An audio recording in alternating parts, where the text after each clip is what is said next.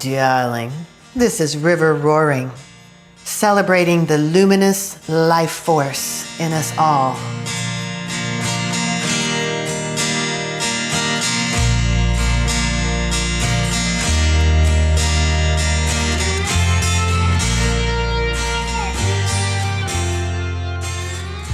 Hello, darling.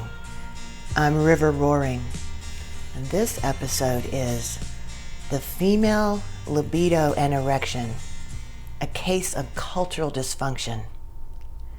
I hope you heard my episode last week about the male erection, a case of cultural dysfunction. If you missed that one, I highly recommend going back to hear that one.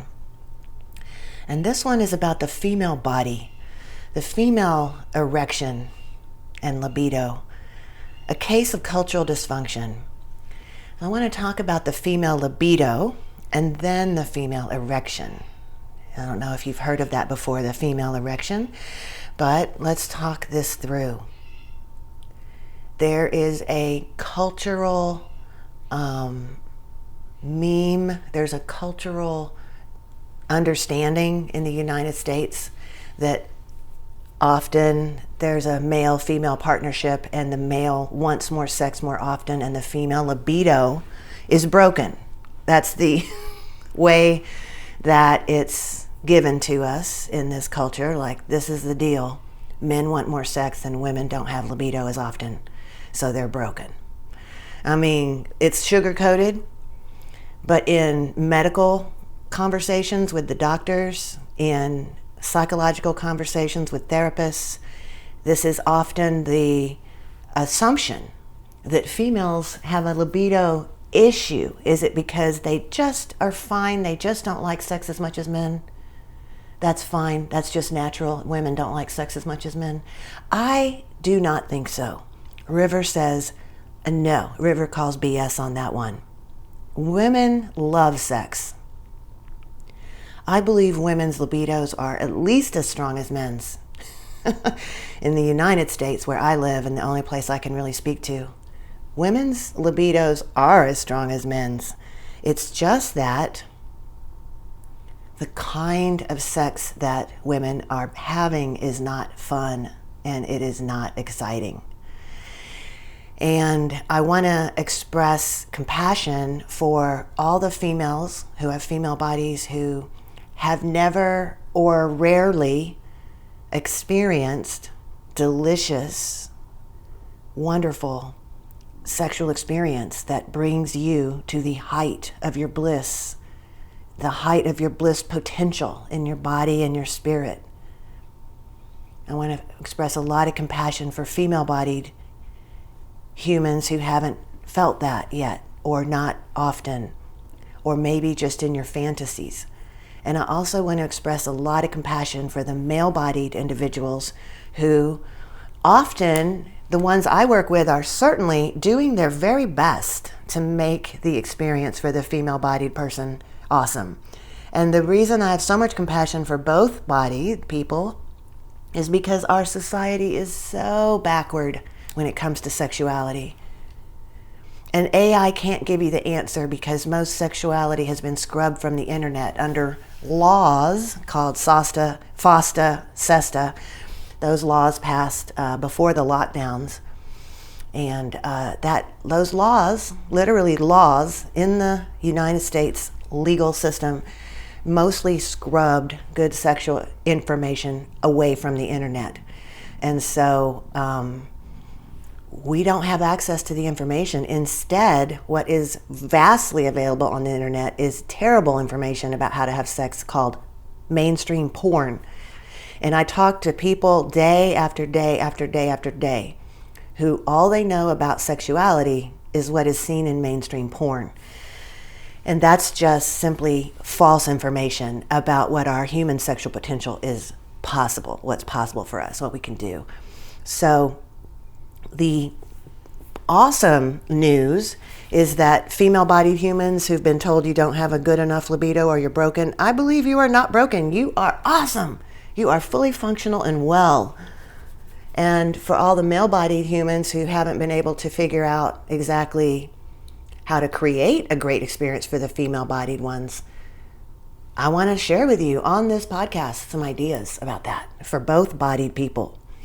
So what's happening is we have a society where, because of mainstream porn and the lack of good information that's scrubbed out of our society, we have terrible concepts of what sexuality could be or what could look like at its highest potential. And as a result, a lot of the sex that happens in the United States of America is, number one, on a chemical or alcohol or a different chemical. Some poll was done, and well more than half of all sex in the United States was found to be halfway drunk sex, where you're just not fully present. And then another, I think the bigger problem that's driving the chemical use is that we have no models for absolutely gorgeous sexual experience. We have porn, and it's terrible. And so if I am a female-bodied person looking at porn, like, that's what sex is? Yeah, I don't want it.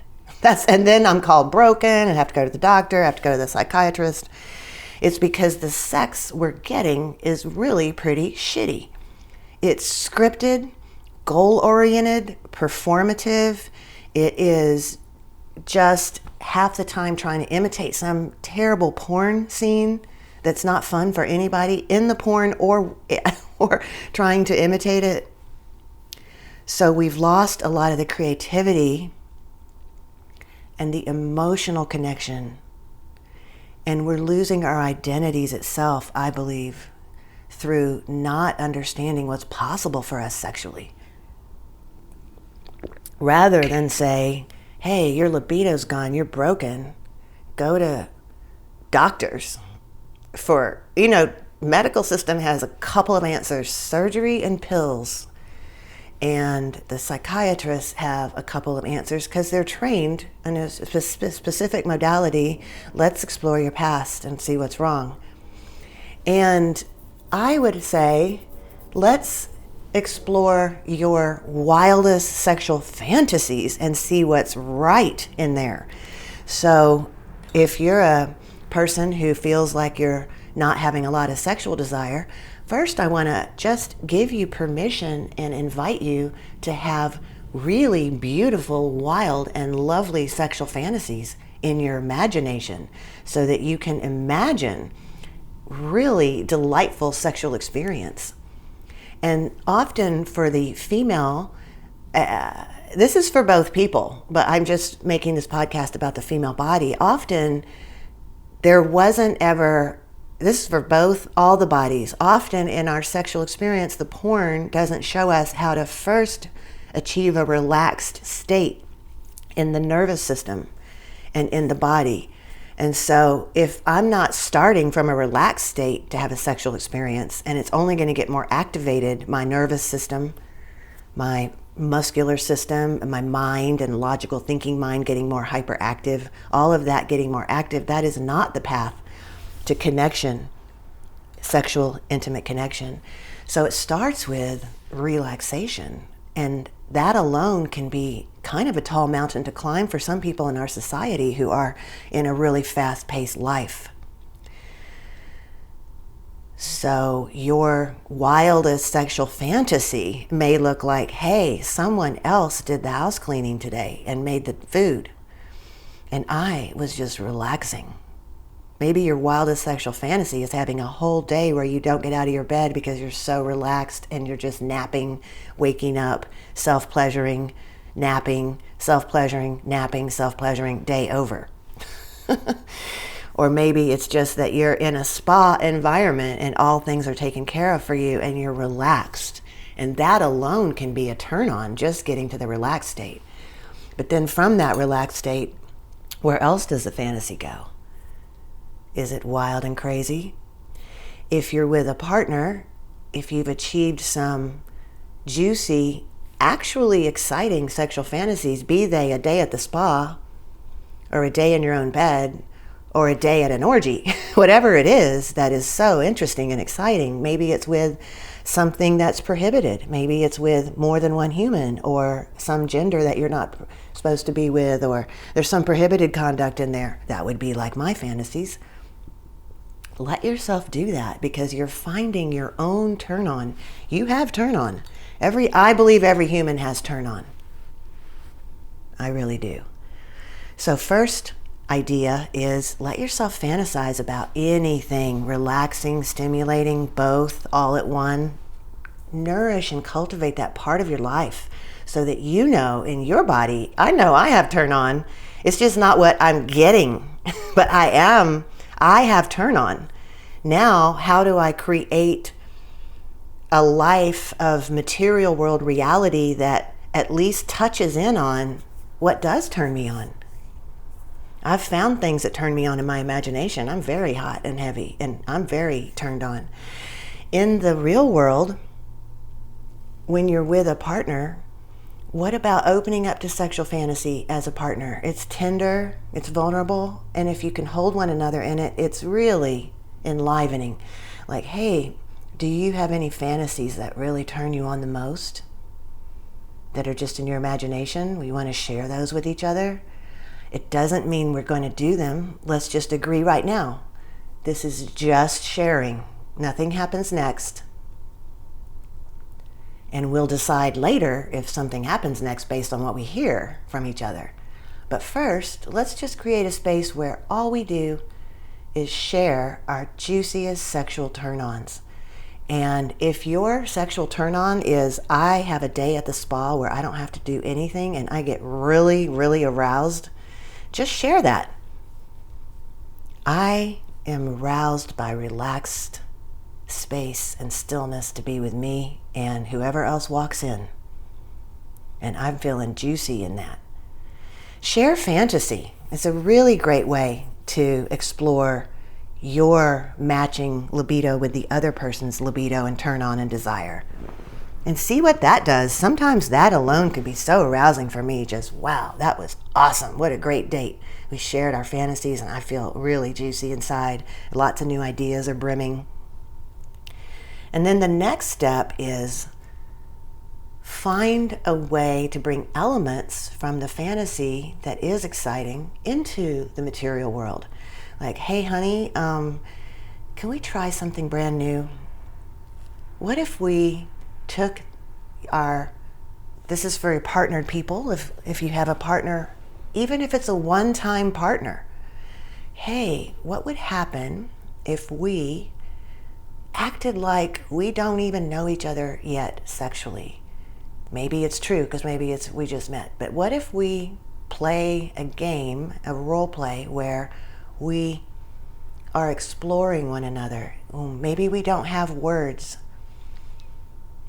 and we're just exploring one another. Maybe we're like teenagers just figuring out what the body does and what the other body does, and touching and exploring. What if we dial back and act like we don't already have scripted sex that's performative and goal-oriented every single time? That's boring. And what if we erase that for just a moment in role play and imagination, and we just act like we've never seen one another before, but we're very curious and interested, and we want to explore and share with one another. This is how I like to be touched. This really is wonderful for me. Maybe it's not the genitals also. Maybe it's, I really love the inside of my thigh when it's stroked down. I really love when someone plays with my feet and toes. You know, one time I was in a scenario where someone started sucking my toes, which I had never thought of before, and it was awesome. Just delicious. And I was like, oh, toe sucking. Nice. Find new things. Maybe it's someone slightly pulling your hair, holding your head back, kissing your neck. Let your imagination come way, way, way, way off porn and get into a relaxed state of exploration like it's brand new for the two of you. This can happen with, like I said, a longtime partner. It could really reignite the situation. Like, let's forget we know each other sexually and explore each other sexually and ask questions and show each other how the greatest touch feels. And I also want to talk about the female history. It's okay that females are shy about sharing what we really like, because just acknowledging we've had thousands of years of abuse as a gender. We've had thousands of years of abuse. Likely our own great-grandparents, grandparents, even parents, even ourselves possibly experienced sexual abuse. So it's not a joke, it's a reality. I personally hypothesize that 1/2 of adults in the United States have been sexually abused as children, just based on my own work. The statistics, recorded number is 1 in 4 adults in the US have been sexually abused as a child. That's the recorded statistical scientific number of people who admit it. I think it's 1 in 2. That's in this life. And we also have a long history of women being taught to be quiet. We didn't used to have control of our own money, and many women still don't. So then it might be very scary to ask for what we want, because it might risk the loss of the partner. So I want to acknowledge the vulnerability and tenderness of sharing with the other person what we want, whether it's in this lifetime or another lifetime in the past, or what was taught to us from our ancestors. Women have not been taught empowerment. We've been taught to be dependent, and have been dependent. And even when I was younger, it was a situation that many females were financially dependent on a man, so it would be very scary to say what I wanted in case it might upset him, and then I might not have rent or food, might not have a home. And today, while that has been changed a little bit, where women are not yet earning what men are, not yet in the power positions that men have, but nowadays we've set up a society where we almost need 2 incomes just to run a household. So it still might be financially scary for either person or all people to lose the financial partner they have. And that is not an impossibility when we share vulnerable things and ask for what we want.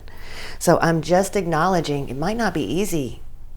It might be really hard to find what I really want in my imagination, to share my imagination with someone else, and then to start to actually ask for those things to happen in real life.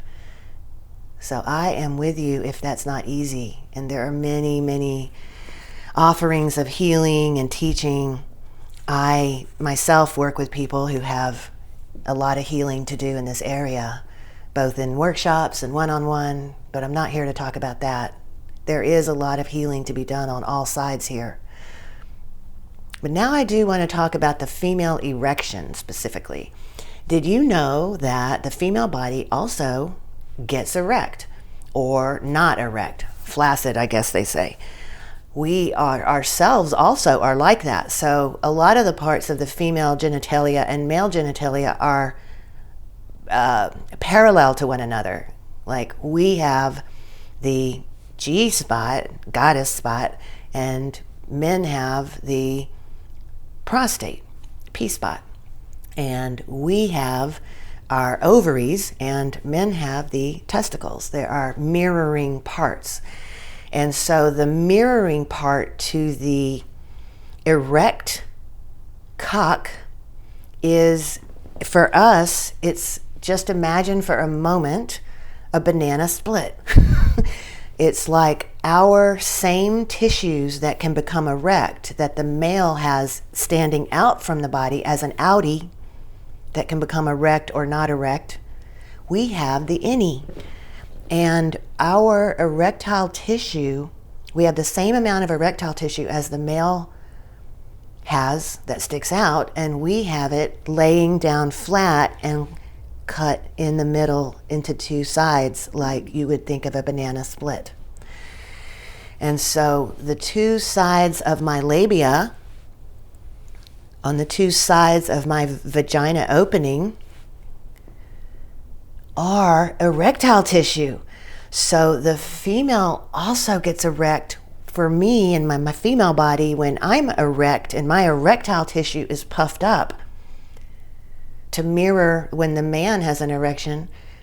Then for me, my vulva and vagina area become, all the skin and the labia become puffy, full of erection, become puffy, bigger, and actually tighter because we're puffing up. So if you could imagine your outer labia and inner labia, I believe both get juicier, fuller, and that's why sometimes our skin is a little looser here in a way, because it's ready to be filled with erection. So the female erection is when the vulva area around the vagina, the labia, are puffy, full of liquid, erect. It's the same kind of erection.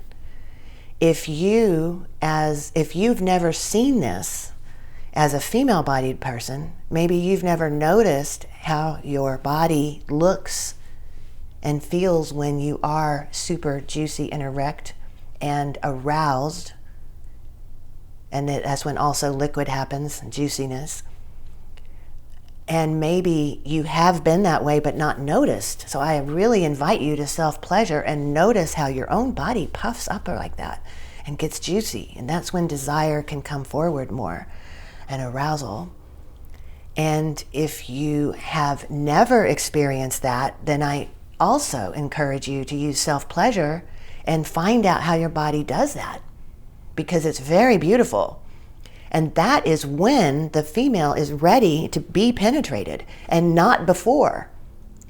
So we have a lot of females also complaining about painful sex in America, and that's because there was no female erection, and so the female body was not ready to be entered. And so the male body is entering, or some other thing is entering the female body when it's not ready, and that's painful. It hasn't created liquid yet. It hasn't puffed up and juicy and become erect and ready for entry yet. So if you're either side of this, if you're interested in playing with a female body genital area and you want to honor the person who has that area as a person who can become erect, then do not enter before that is erect. And that means that there may be some what we call foreplay, or things to do to create this erection. And that's what I'm saying, is the female libido is not broken. The culture is dysfunctional because we don't even know, and we're not sharing with one another. Did you know the female also will be erect when she's ready and turned on, and then it's ready for entry? So we have a cultural dysfunction in that we're not sharing this information, and they certainly don't wait for that in most mainstream porn. So we're not taught that. No boys, no girls are taught this in general. So I want to offer to you that you can have far more positive outcomes with the female body, whether you're in the female body or you're interested in playing with the female body, by pulling back in the quote-unquote normal way you have sex, because that's not working anymore. It might have worked one time, but a lot of long-term couples get into a cycle of having scripted sex. It's extremely predictable in its movements, and that's not fun. So that is not the having a broken libido. That is broken way of connecting sexually. Let's get back to creativity. Let's get back to juicy fantasies, whatever they are, letting that be wild and free, because it's not going to be the standard thing. It's going to have some bizarre, interesting, awesome thing that you yourself have a unique expression of sexuality that's not like anybody else's. So let your fantasies run wild. Find your own turn on, no matter what it is. And then consider sharing that with another, so that they can understand how diverse and interesting your own sexual turn-on is. And then consider bringing some of those elements into your real live sexual interactions. And whether you're alone or not alone with someone else, experiment with the female erection, because that is such a beautiful, juicy part of sexuality that is our bodies are designed for the female to be erect and juicy and puffy and puffed up and tighter every time there's entry. Experiment with it if you're not already doing it and see what happens. And I'd love to hear from you. And if you'd like assistance with this, of course, this is what I work on and do with people. But I would like to hear from you of how this goes. So leave me a comment if you're finding this on the social, or shoot me an email by visiting my site at riverroaring.com. And I think now you click on Get Connected, Let's Talk River, and you can share your reflection or insight or question. Because I am on earth to support those who are called to bring maximum love and light into their lives. And our liberated sexual expression is part of our liberated self-expression in all the realms, where all is sacred, including your beautiful, juicy, erect vulva. Connecting with you to create a cosmic web of love and light throughout the realms, because together we can step into a more harmonious vibration. We can fly higher together, shifting human consciousness forever for the highest good of all beings. So, my sweet darling, may the love be with you, and may the love be with us all.